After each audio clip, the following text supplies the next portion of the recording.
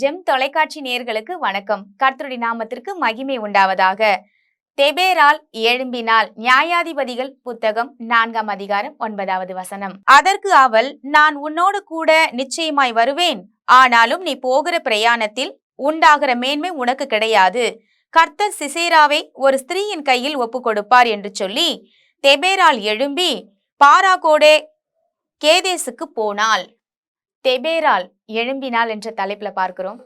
தெபேரா என்ற ஒரு பெண் பாருங்க, வேதத்துல எல்லா வித திறமைகளும் நிறைந்த ஒரு பெண்க. ஒரு டேலண்ட் இல்ல, 1 2 கிடையாது, எல்லா டேலண்ட். கடவுள் பாருங்க இந்த பெண்ணுக்கு விசேஷமான ஞானத்தை கொடுத்திருக்கிறாரு, தைரியத்தை கொடுத்திருக்கிறாரு. அது மாத்திரம் இல்லைங்க, இந்த பெண் பாருங்க ஒரு பெண் தீர்க்கதரிசி.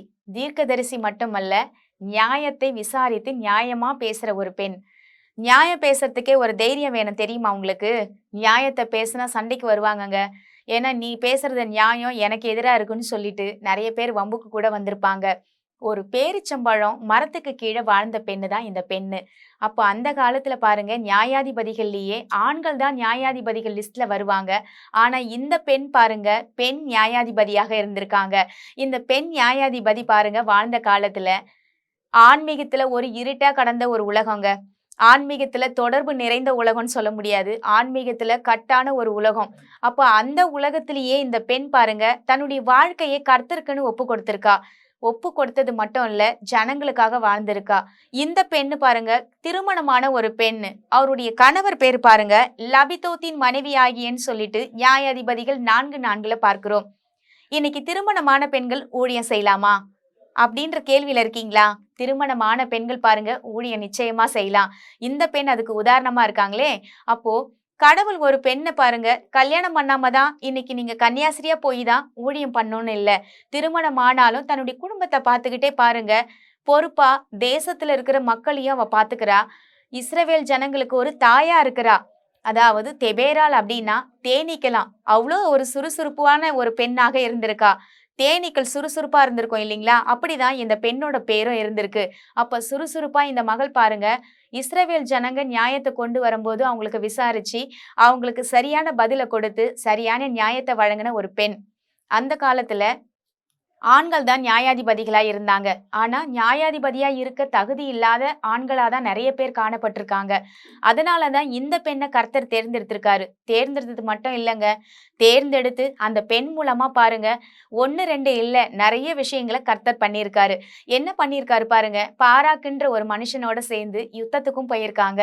ஒரு பெண்ணுன்னா பாருங்க வீட்டுல மூளையில சமைக்கிறவங்க மட்டும் இல்ல, ஊழியம் பண்ணியிருக்காங்க, தீர்க்க தரிசனம் சொல்லியிருக்காங்க, அது மட்டும் இல்ல யுத்தத்துக்கு போயிருக்காங்க. அதுவும் இல்லைங்க, மிக மிக முக்கியமான ஒரு காரியம் என்னன்னா குடும்பத்தையும் பார்த்துக்கிட்டு இத்தனை வேலை செய்யறது எவ்வளவு பெரிய விஷயம். தைரியம் இருக்கணுங்க. அந்த தைரியம் இந்த பெண்ணுக்கு பாருங்க. ஆண்கள் செய்ய முடியாத யுத்தத்தை இந்த பெண் செஞ்சிருக்காங்க. யுத்தத்துக்கு போறதுக்கே பயந்துட்டு இருந்த அந்த ஆண்கள் நிறைந்த உலகத்துல இந்த பெண் தைரியமா பாருங்க யுத்த உடைகளை போட்டுக்கிட்டு யுத்தத்துக்கு போயிருக்காங்க. இன்னைக்கு இருக்கிற பெண்கள் பாருங்க நம்ம தெபேராவை போல எழும்பணுங்க.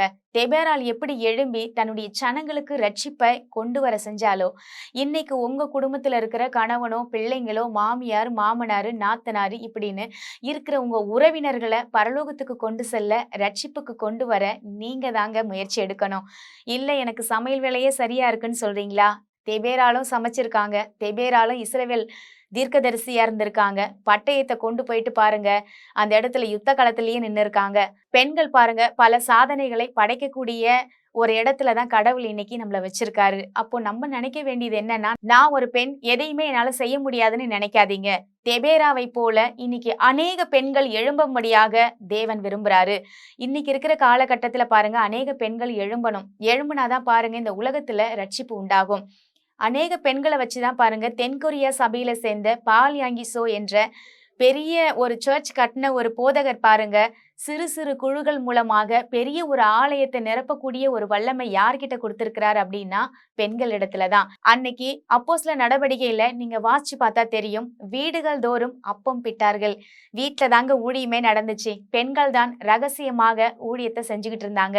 அப்போ பெண்கள் ஆகிய நீங்களும் நானும் தேவனுக்கென்று ஊழியம் செய்ய அழைக்கப்பட்டிருக்கிறோம். அந்த அழைப்பை நாம் நினைவு கூர்ந்து ஒவ்வொருத்தரும் பாருங்க வீட்டுல இருக்கிற பெண்கள் ஆகட்டும் வேலைக்கு போகிற பெண்களா இருக்கட்டும் தேவனுக்கு ஊழியம் செய்யலாம். ஜெபிக்கலாம். வாங்க, இன்னைக்கு பெண்களா இருக்கிற நம்ம தேவனுக்காக எழும்ப ஜெபிக்க போகிறோம். எங்கள் அன்பும் இரக்கமும் நிறைந்த நல்ல தகப்பனே, நாங்கள் உம்மண்டையில் வருகிறோம் சுவாமி.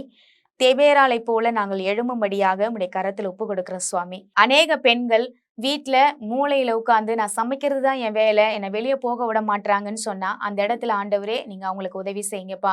வீட்ல இருந்தே ஜெபம் பண்ணி மத்தவங்களுடைய வாழ்க்கையை மாத்த அவர்கள் ஒரு ஆண்டவர் ஏசப்பா, அவர்கள் ஒரு மரியாளை போல ஜெபிக்கிற ஒரு மகளாக மாத்துங்க. தேவ சமூகத்துல அமர்ற மகளாக மாத்துங்க.